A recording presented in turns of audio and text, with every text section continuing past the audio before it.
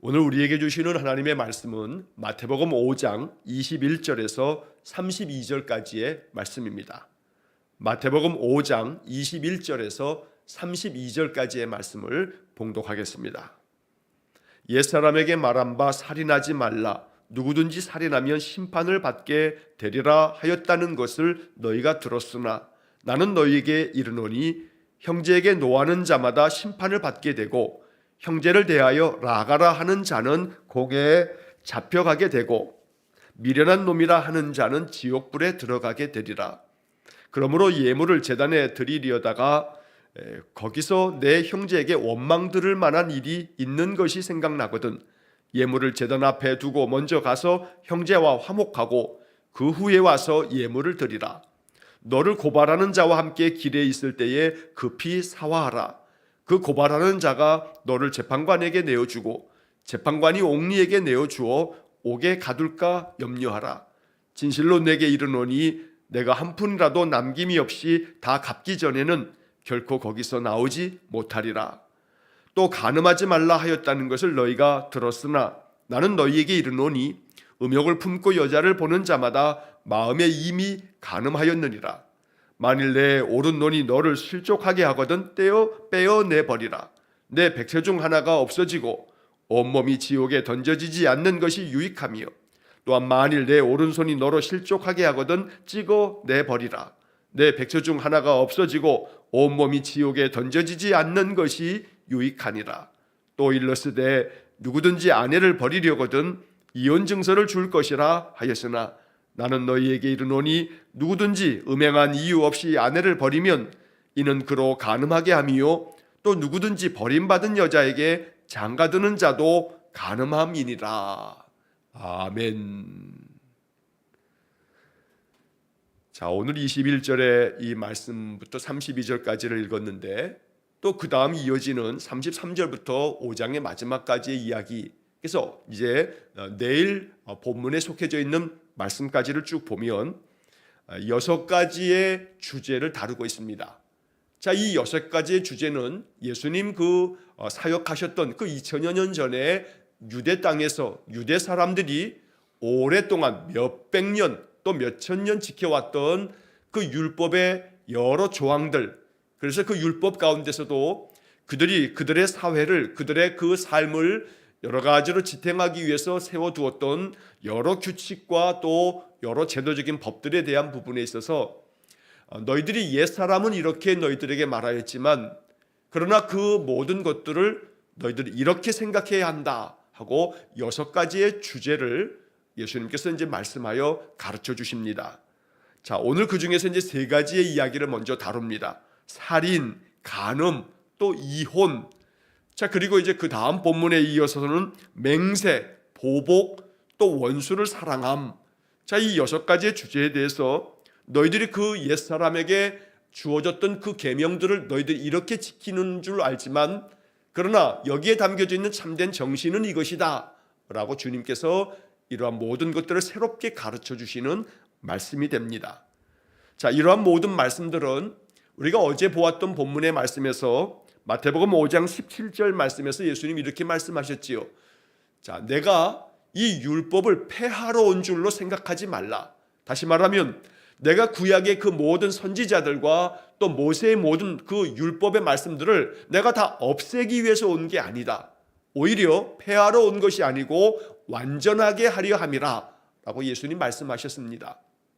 자, 이 말씀은 예수님께서 구약의 말씀에 아주 충실하시고 구약의 모든 율법과 선지자들의 모든 말씀을 따라서 주님께서는 그 공생의 사역, 그리스도 메시아의 사역을 감당하고 계시는 것임을 강조함으로써 유대인들에게 전해지는 이 마태복음은 바로 유대인들로 하여금 예수님께서는 그 유대교 전통을 다 무시하는 분이 아니고 그 전통에 담겨져 있는 참된 정신, 또 율법을 이거 다 쓸데없다 하고 폐기해버리는 게 아니라 이 율법에 담겨져 있는 진짜 뜻이 뭔지를 가르쳐 주시는 분이시고 그래서 율법을 온전하게 만드시는 분이구나 라고 하는 것을 그들이 이제 배우면서 예수가 정말로 그리스도시구나 라고 하는 믿음을 갖도록 하는 것이 마태복음의 중요한 목적이 된다는 겁니다.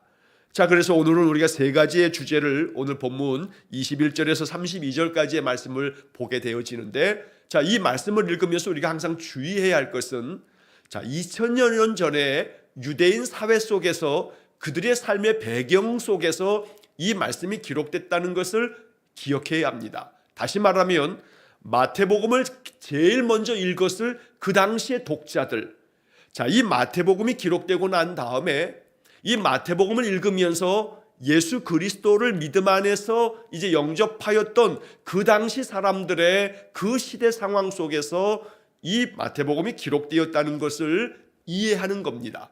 그렇기 때문에 이 말씀을 2000여 년이 지난 오늘날에 있어서는 이 말씀이 그 당시 사람들에게 쓰여진 것이기 때문에 그 당시의 문화적인 배경, 그 당시의 유대인들의 그런 여러 가지 풍속들, 이런 것들을 기준으로 이 말씀이 쓰여졌기 때문에 이 말씀을 그냥 그대로 가지고 와서 2000년이 지난 오늘날 우리의 삶 속에 이러한 말씀들이 그냥 문자 그대로 적용이 되어지는 것은, 이것은 문제가 있다는 겁니다.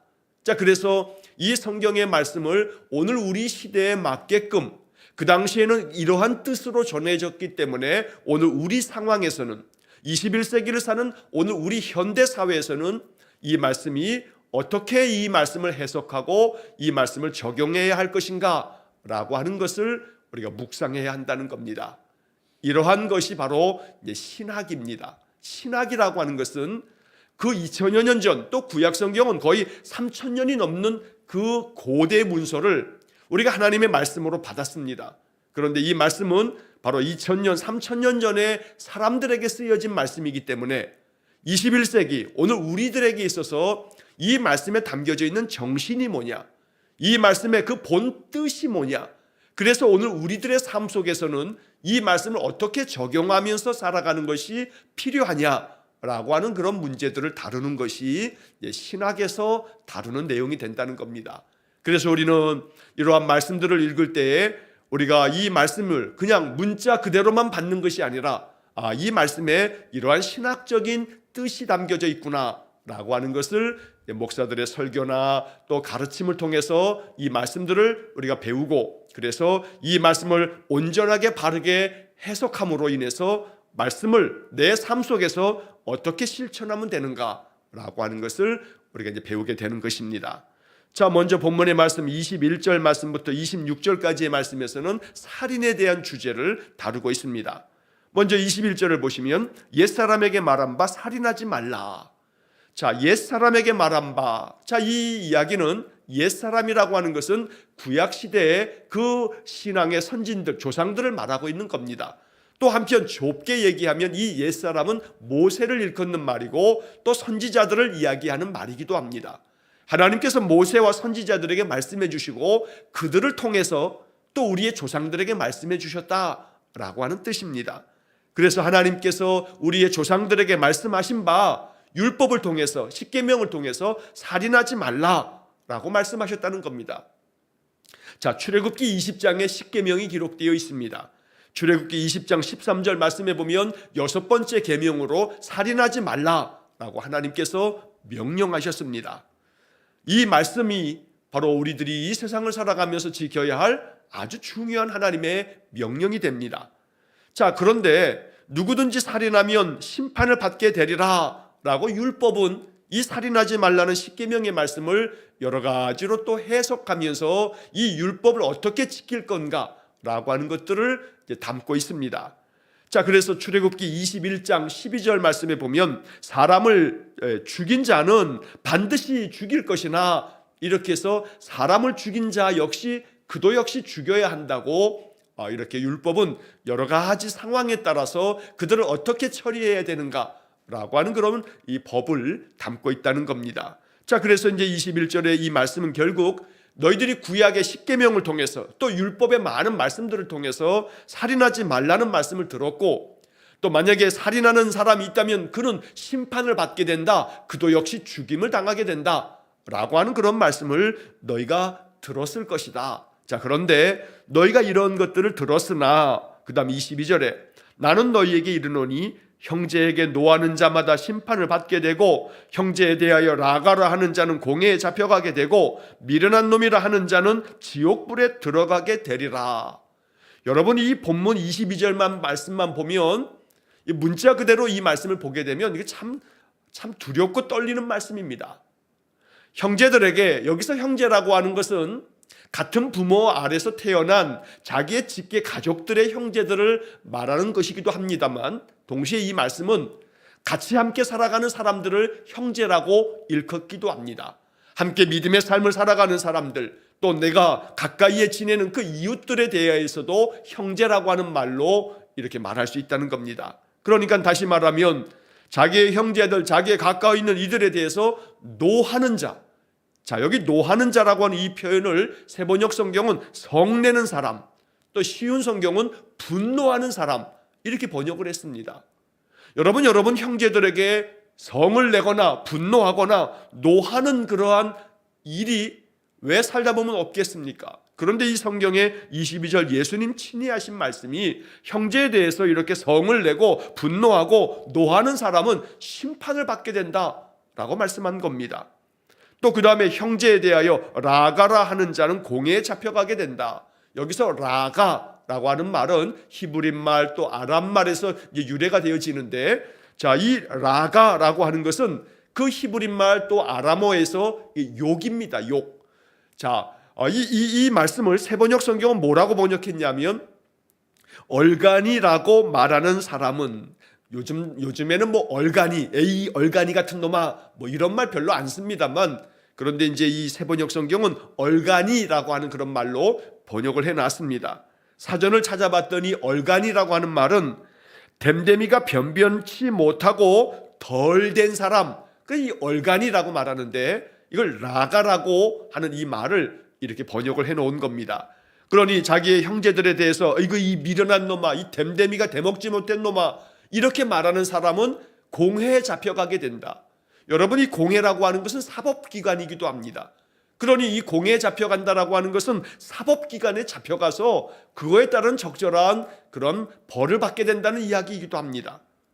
자, 그 다음에 이어지는 말씀은 좀 더 심한 말씀입니다. 미련한 놈이라 하는 자는 지옥불에 들어가게 되리라. 형제에 대해서 이 미련한 놈아 라고 이렇게 성을 내고 화를 내면 그 사람은 지옥불에 들어간다. 여러분, 이거 문자대로 이렇게 받을 수 있겠습니까? 이 문자 그대로 만약에 적용한다면 아마 모든 사람들이 다 지옥불에 들어갈 겁니다. 자, 그렇다면 이 말씀을 예수님께서 하셨을 때 이 말씀이 담고 있는 의미가 뭐겠냐 하는 겁니다. 자, 살인하지 말라라고 하는 말에서부터 시작이 됐습니다. 살인하지 말라. 이 말은 내가 살인한 그 사람, 그래서 죽임당한 그 사람, 얼마나 미웠으면 그 사람을 죽이기까지 했겠습니까? 자, 그런데 그 미워하는 마음 때문에 사람을 죽이기까지 했던 그 살인, 안 된다. 이거 하나님 십계명에 금지된 명령이다.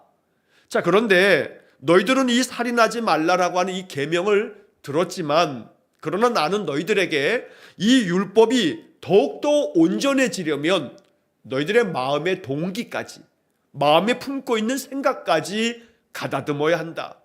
너희들의 마음 가운데 형제에 대해서 비난하고 깔보고, 또 형제들을 참으로 분노 가운데 노하고, 계속해서 그 사람에 대해서 이렇게 마음 가운데 증오의 마음, 미워하는 마음, 그럼 마음이 그렇게 자꾸 그 마음을 없애지 않는다면 결국에 가서는 너희들의 마음 가운데 직접 그 사람을 죽이지는 않을지 몰라도 너희들의 마음의 동기 자체가 그 형제를 사랑하고 있는 것은 아니지 않느냐.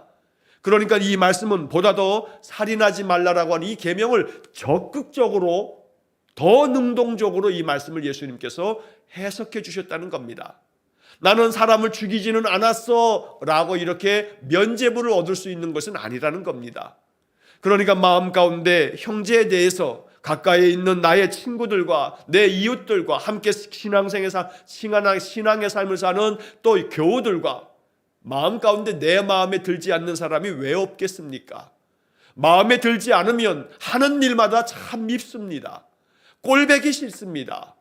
자, 그렇다고 해서 그 사람에 대해서 자꾸 내 마음 가운데 긍휼히 여기는 마음과, 그래 나랑 다른 것이지 라는 마음으로 또 이해하려는 마음과, 또 그를 위해서 기도하는 마음과, 내 마음 가운데 자꾸 저 사람을 미워하는 마음이 드는 것은 내 마음이 아직도 그 모든 것들을 품을 만큼 성숙된 그러한 신앙인이 아직 덜 되었구나. 그러면 나 자신을 돌아보면서도 나를 주님 앞에 내려놓으면서 기도할 수 있는 그러한 성숙함을 위해서 예수님은 이렇게 어떤 점에서는 아주 매우 강한 강조법을 사용하고 있다라고 이렇게 이 말씀을 해석할 수 있다는 겁니다. 그래서 여러분, 이 말씀 가운데서 혹여라도 미련한 놈이라 하는 자는 지옥불에 들어가게 되리라 하는 이 말씀 앞에서 이걸 그냥 문자적으로만 바라보면, 아니 나는 미련한 놈이라고 하는 말 이상으로 내가 막 욕을 해댔는데 내가 지옥에 가게 되나? 그런 뜻이 아니라는 것을 여러분 이해하시고, 그런 마음을 설사 예전에 가진 적이 있다 할지라도 마음속에는 하나님, 내가 이제 나의 형제들, 나의 교우들, 내가 가까이 하는 많은 이들에 대해서 그들의 한 사람 한 사람을 존중히 여길 줄 아는 마음, 또 그들 영혼을 참으로 긍휼히 여길 줄 아는 마음, 그래서 마음속에서부터 내 마음에는 들지 않지만 저 사람도 하나님이 존귀히 여기는 사람이기 때문에 그 사람을 귀히 여길 수 있는 그런 마음, 그 사람이 설사 잘못되었다 할지라도 그 사람을 위해서 기도해 줄 수 있는 마음, 하나님 나의 마음을 그렇게 큰 마음, 넓은 마음, 깊은 마음이 될 수 있도록 나를 그렇게 성숙하게 만들어 주십시오. 이렇게 기도할 수 있는 그런 마음의 태도가 있어야 한다는 겁니다. 결국 이러한 말씀은 마음의 태도를 이야기하는 겁니다. 내 마음가짐을 이야기하고 있다는 것입니다. 그러므로 오늘 본문의 말씀이 그냥 문자적으로 오해가 되지 않도록 주의할 필요가 있습니다. 자, 그 다음에 이어지는 23절 말씀에 보면 이것을 좀 더 이제 이해하도록 주님께서 설명해 주시는 말씀이 덧붙여집니다. 자, 그러므로 예물을 제단에 드리려다가 거기서 내 형제에게 원망 들을 만한 일이 있는 것이 생각나거든 예물을 제단 앞에 두고 먼저 가서 형제와 화목하고 그 후에 와서 예물을 드리라. 자, 여기서 형제에게 원망을 들을 만한 그런 일이 생각나거든 예물 드리는 것, 즉 다시 말하면 하나님께 예배 드리는 것이 이것이 지금 먼저가 아니라는 겁니다. 그러니까 이 이야기는 예물을 제단에 드리려다가, 즉 하나님 앞에 예배하기 위해서 나왔다가 또 예배를 드리려고 하는 그런 마음을 갖고 있다가도 마음 가운데 내가 그 사람에게 원망을 들을 만하지, 내가 잘못한 것으로 인해서, 내가 실수한 것으로 인해서 그 사람이 나를 섭섭하게 생각하거나 나에 대한 원망을 할 수 있겠구나 라고 하는 것이 생각나거든. 그러면 예배 드리는 일 잠시 멈추고 예배 드리기 이전에 그 사람에게 먼저 가서 그 사람에게 화해하라.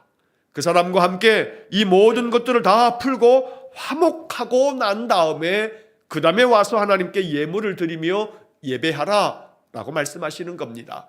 이 말씀 한마디로 얘기하면 예배보다 더 먼저, 예배보다 더 중요한 것이 화목함이라는 겁니다. 그러니 이 말씀을 자칫 오해하면 아이고 하나님께 예배 드리는 것이 먼저지 라고 하는 것은 이것은 말씀의 본뜻을 오해한 것입니다. 맞습니다. 하나님 앞에 예배하는 것이 중요합니다. 하나님께 예배하는 것이 먼저입니다. 그러나 하나님께 예배하는 것이 먼저라라고 하는 그 생각이 자칫하면 하나님의 말씀을 불순종하는 것이 되어버립니다. 왜냐하면 하나님이 정말로 원하시는 것은 사도 요한이 서신에서 말한 것처럼 보이지 않는 하나님을 사랑한다 하면서 보이는 형제를 사랑하지 않는다면 이거 거짓말하는 자다. 그러니 보이는 너의 형제를 사랑하는 것이야말로 보이지 않는 하나님을 사랑할 수 있는 길이라고 성경은 말씀해 주고 있는 것입니다. 그러니 누군가로부터 원망 들을 만한 일이 있다면 예배 드리는 것보다 중요한 것은 그 사람하고 화해하고 화목해지는 것이, 이것이 성경 말씀의 본질이다. 이게 목적이다. 이게 참된 뜻이고 이게 율법의 정신이다 라고 주님께서 가르쳐 주시는 것입니다. 자, 그 다음에 이어지는 또 하나의 이야기는 25절에서 너를 고발하는 자와 함께 길에 있을 때에 급히 사화하라. 그 고발하는 자가 너를 재판관에게 내어주고 재판관이 옥리에게 내어주어 옥에 가둘까 염려하라. 진실로 내게 이르노니 내가 한 푼이라도 남김이 없이 다 갚기 전에는 결코 거기서 나오지 못하리라. 자, 여기 이 말씀은 누군가 나를 고발합니다. 그 고발한 사람이 있습니다. 그런데 그 사람과 함께 있는 그런 자리가 생겼습니다. 자, 그러면 나를 고발한 사람, 내가 잘못되었다고 나를 고발한 사람에 대해서 예수님께서는 급히 사화하라 말씀합니다. 자, 여기 사화라고 하는 말은 요즘에 별로 사용하지 않는 그러한 단어입니다만, 자, 이 사자는 공사를 구분한다 그러죠. 공적인 일과 사적인 일을 구분한다 라고 했을 때 그런 사적이다 라고 하는 그런 사자입니다. 개인적인 그런 뜻이 사라는 말이고요. 자, 이 화라고 하는 것은 화목하다, 화해하다 라고 하는 화목할 화자입니다. 그래서 이 사화라고 하는 말을 사전에 보면 법으로 처리할 송사를 개인끼리 좋게, 서로 좋게 풀어버리는 거, 이게 바로 사화라고 하는 단어입니다. 자, 그래서 이 말씀을 세번역 성경은 이렇게 번역합니다. 얼른 그와 화해하도록 하여라. 빨리 화해하라는 겁니다. 누가 나를 고발했다면 그 사람과 함께 있는 자리에서 빨리 그 사람하고 화해해라. 그렇지 않으면 네가 결국에 가서는 재판관에게 넘겨지고, 그러면 너는 너의 잘못에 대해서 재판관이 판결을 내리면 너는 결국은 감옥에 갈 수밖에 없지 않느냐. 네가 그 모든 것을 다 갚고 난 다음에야 풀려날 것이다. 그러니 빨리 너의 잘못한 부분이 있다면 그 사람과 사화하라, 화해하라 말씀하고 있는 것입니다. 자, 그래서 이제 이 말씀들이 예수님이 이렇게 21절에서 26절까지 이러한 말씀들을 통해서 전해주시는 것은 살인하지 말라는 이야기를 너희가 들었지만 단순히 사람을 죽이지 않았다는 것으로 너희들이 의롭다 생각하면 안 된다. 마음의 동기까지, 내가 누군가에게 잘못한 것이 있다면 이것을 다 풀기 위해서 화목한 길을 만들어 가는 것, 이게 바로 율법의 정신이다 라고 하는 것을 말씀해 주고 있는 것입니다. 자, 그 다음에 이어지는 27절에서 30절까지의 말씀은 간음에 대한 말씀을 예수님 말씀하십니다. 자, 간음하지 말라 하였다는 것을 너희가 들었다. 바로 십계명의 제7계명, 살인하지 말라, 그 다음에 간음하지 말라, 이렇게 계명이 이어집니다. 자, 그런데 그 다음 이어지는 28절에서 그렇지만 나는 너희에게 이렇게 말한다. 음욕을 마음에 품고 여자를 본다면 이 사람도 마음에 이미 간음한 것이나 다름없다 하고 말씀합니다. 자, 여기서 중요한 것은 마음에 이미라고 하는 단어입니다. 결국 네가 직접 여인을 간음하지는 않았다 할지라도 마음에 그 여인을 바라보면서 음욕을 품었다면 마음의 태도, 마음이 어떠한가 라고 하는 것이 결국 율법의 중심이라고 말씀한 겁니다. 율법을 내 몸으로 이 모든 것들을 다 지켰다 해도 마음은 어떠하냐 라고 주님은 묻고 있는 것입니다. 자, 그래서 그 다음 이제 이어지는 29절의 말씀에 보면 만약에 너의 오른 눈으로 네가 이렇게 어떤 것을 보면서 악을 행하고 죄를 범하였다면 이 오른 눈으로 하여금 네가 실족하게 되었다. 자, 여기서 실족하게 하거든 이라고 하는 말을 세번역 성경에 보면 죄를 짓게 하거든. 자, 너의 눈으로 죄를 짓게 된다면 그 오른 눈으로 죄를 지으면 오른 눈 빼버려라.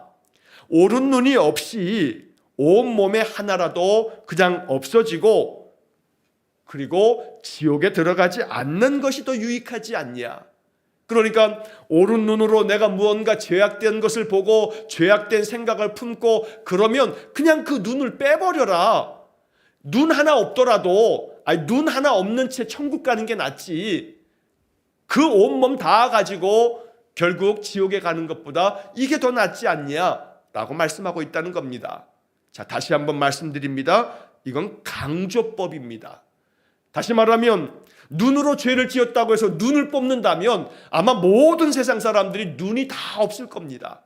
그러니까 주님께서는 너희들의 마음의 태도가 어떠하냐, 마음의 지금 방향이 어떠하냐, 죄된 마음이 있다면 끊임없이 하나님 앞에 그 죄된 마음을 회개하라 라고 말씀하는 겁니다.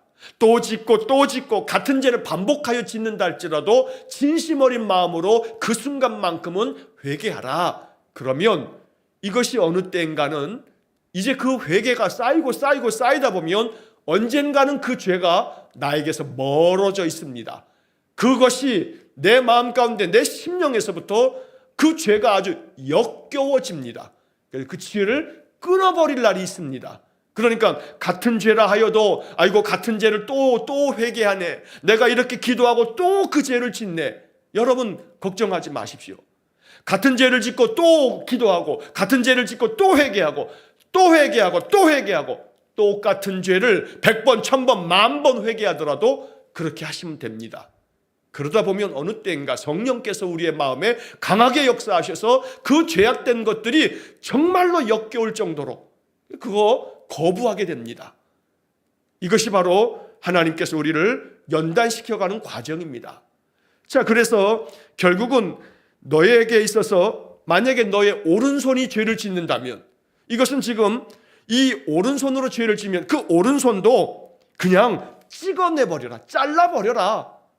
그렇다면 만약 우리가 이렇게 이 말씀대로만 문자적으로 한다면 아마 손도 다 없을 겁니다.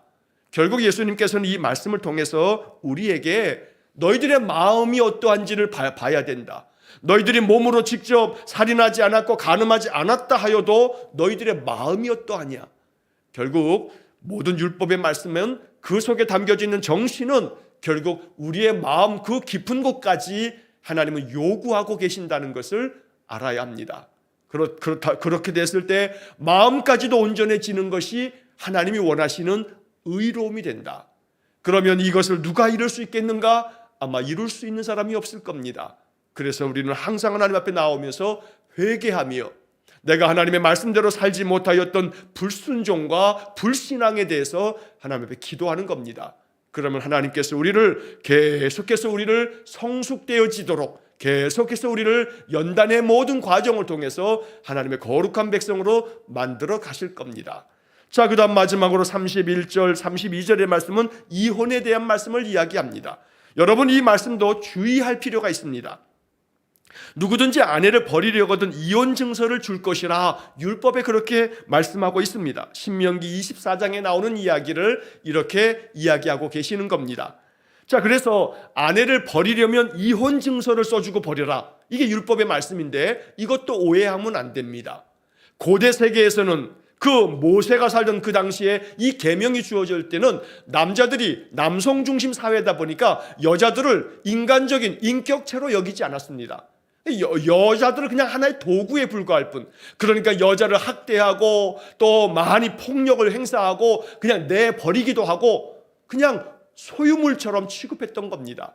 그 당시에 그래서 이 율법은 이혼 증서를 써서서 그 다음에 내보내라라고 하는 것은 그 여인으로 하여금 그럼에도 불구하고 그 가운데서 그 여인을 보호할 수 있는 안전장치가 되었던 겁니다. 그런데 예수님께서는 이것보다 더 적극적으로 이렇게 말씀하십니다. 누구든지 음행한 이유가 없이 그 자기의 아내를 버리면 그러면 그 사람은 그를 간음하게 만드는 거다. 음행하지 않았는데도 불구하고 마음에 안 들다고 내쫓으면 이 여자가 다른 남자와 결혼을 하게 되면 다른 남자랑 간음한 것이 되지 않느냐. 주님은 이렇게 말씀하여 주신 것입니다. 아울러 마지막 절에 보면 누구든지 버림받은 여자에게 장가드는 자도 간음함이니라. 자, 여기 버림받은 여자라고 하는 표현도 사실은 굉장히 남성 중심적인 가부장적인 사회 속에서 나오는 그런 표현입니다. 자, 새번역 성경에 쉬운 성경에 보면 이 말씀을 이렇게 번역합니다. 누구든지 이혼한 여자와 결혼하는 사람도 간음하는 것이다. 이혼한 여자와 결혼하면 이 사람도 간음한 거다. 이 말씀 자체가 남성 중심적인 그런 표현이 되는 것이지요. 이혼한 여자는 아니면 반대로 내가 이혼을 했으면 이 남자도 이혼한 남자가 아니겠습니까? 그러니까 이혼한 여자와 결혼한 것만이 아니라 나 역시 이혼을 했다면 나도 이혼한 남자이니 내가 다른 여자랑 결혼하면 나도 역시 간음한 것이 된다라고 하는 것이 양성평등적인 그런 해석이 된다는 것이지요. 자, 그렇다면 이 말씀이 담고 있는 뜻이 뭐냐? 오늘날 이 현대 사회에서 이혼 가정도 많습니다. 또 다시 재혼 가정도 또 많습니다. 그러니 이 성경의 이야기는 2000년 전에 그 당시의 시대적 상황 속에서 말씀한 것이지, 오늘날 우리 이 세상의 이 현대 사회의 삶의 모습으로 이 말씀을 그냥 문자적으로 받아들이면 안 된다는 겁니다. 재해석이 필요합니다. 자, 결국 이 이야기에 담겨져 있는 뜻은 뭐냐면, 아내를 존중히 여길 줄 알고 귀히 여길 줄 알아야지 함부로 대하는 거 안 된다. 이게 이 말씀의 뜻입니다. 그러니까 여기서 이혼이라고 하는 이러한 표현들이 나오고 있습니다만, 여기 이 이혼이라고 하는 이 표현 자체에 우리가 이것을 통해서 이 문자적인 이 표현 때문에 오해가 되거나 실족하면 안 됩니다. 그 당시에 고대 사회에서 2000년 전, 3000년 전에서 그 아내들을 그냥 소유물처럼 여기며 학대하고 박해하고 또 정말 여러 가지 폭행 속에서 내쫓아버리는 그러한 남성들에게, 그러한 시대 상황에 대해서 예수님은 경종을 울리고 있다는 겁니다. 안 된다, 안 된다. 이런 모든 것들은 하나님의 그 마음, 하나님의 뜻을 저버린 행동이 된다. 아내를 귀히 여기고 존중히 여기고 사랑하며, 그렇게 늘 예수님께서 교회를 사랑하심처럼 남편된 이들은 아내를 사랑하라. 이게 바로 바울 사도가 우리에게 전해준 성경의 말씀입니다. 그래서 이 말씀은 바로 그 고대 사회 여성들을 이혼 증서도 써주지 않고 내쫓는 이러한 것들에 대해서 이거 잘못된 것다, 이것들은 하나님 앞에서 법을, 하나님의 뜻을 어기는 불순종이 된다라고 하는 말씀을 강조하고 있다는 것으로 이 말씀을 해석해야 되는 것입니다. 그러므로 언제나 우리는 살인하지 말라, 간음하지 말라, 또 아내를 버리려면 이혼증서 써서 내버려라, 이러한 구약의 말씀들을 오해하지 말아라. 이 말씀의 뜻은 이러한 의미를 갖고 있다. 너희들의 마음 중심이 어떠하냐, 아내를 존중히 여기고 아내를 아끼며 사랑하느냐, 예수님이 교회를 사랑하심처럼 너희들의 마음 가운데 마음의 태도가 어떠하냐, 그 마음 중심에 음욕을 품는다면 그 마음 자체가 간음이다. 형제를 존중히 여기지 아니하고 형제에 대하여 노하며 성내면 그 마음의 태도가 결국은 살인하는 것과 다르지 않느냐. 결국 이렇게 예수님께서는 우리의 마음의 태도를 돌아보며 우리의 마음 중심이 사람을 존중히 여기고 사랑하며 아끼도록 이렇게 말씀하고 계신다는 겁니다. 결국 이 모든 말씀은 예수님께서 가르쳐 주신 새 계명을 너희에게 주노니 서로 사랑하라. 이런 모든 말씀 속에 이 모든 것들이 담겨져 있다는 겁니다. 성경의 말씀을 바르게 해석하고 이 성경의 말씀에 담겨져 있는 뜻을 음미하면서 말씀대로 늘 순종하며 사는 귀한 믿음의 삶이 될 수 있기를 간절히 축원합니다. 기도하겠습니다. 자비로우신 아버지 하나님, 하나님 말씀을 늘 읽고 묵상할 때마다 그 말씀에 담겨있는 뜻을 깊이 헤아리고 이해하여 이 말씀을 나의 삶 속에서 어떻게 이루어갈 것인가 다시 한번 묵상할 때에 성령께서 가르쳐 주시는 바 하나님의 인도하심을 따라 사는 믿음의 성도들 되게 해 주옵소서. 언제나 나의 형제와 이웃들을 늘 사랑하며 아끼며 또 그들을 존중히 여기며 귀히 여길 줄 알아 그들을 하나님의 뜻을 따라서 아름답게 섬기며 사랑하는 귀한 믿음의 삶이 되게 해 주옵소서. 아내를 귀히 여기며 존중히 여기며 또 남편을 또 존중히 여기며 귀히 여기며 서로 사랑하는 아름다운 성도들의 가정과 또 복된 성도들의 삶이 되어지도록 은혜를 베풀어 주옵소서. 모든 것을 주님께 의탁하오며 예수님 이름으로 기도하옵나이다. 아멘. 우리 구주 예수 그리스도의 은혜와 하나님 아버지의 극진하신 사랑과 성령의 교통하심이 말씀에 담긴 뜻을 깊이 음미하며 그 말씀대로 준행하며 살기를 간절히 소원하며 기도하는 머리 숙인 귀한 성도들 위해와 저들 가정과 온 가족들 위해 하나님의 부르심을 받은 고 김영숙 집사님의 영혼과 또 슬픔 가운데 있는 모든 유가족들과 이제 모든 장례 일정들 위해 영원토록 함께 하시길 축원하옵나이다. 아멘.